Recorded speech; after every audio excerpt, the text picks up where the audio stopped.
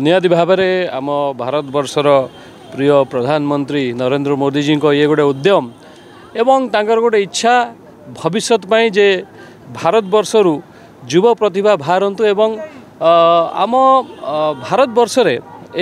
किछि वर्ष है देखा जाउछि जे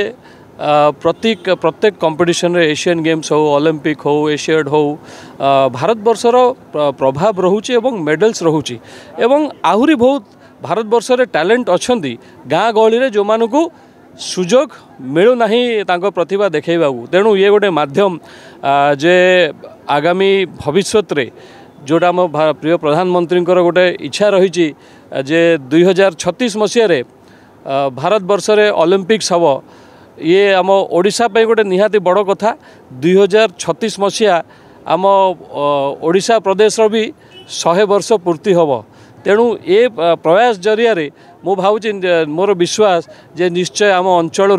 किसी आम ओडिशा किसी पिला बाहर जो माने कि निश्चित भाव में ओलंपिक रे मेडल आणवे एवं भारतर ना उज्जवल करेंगे। धन्यवाद।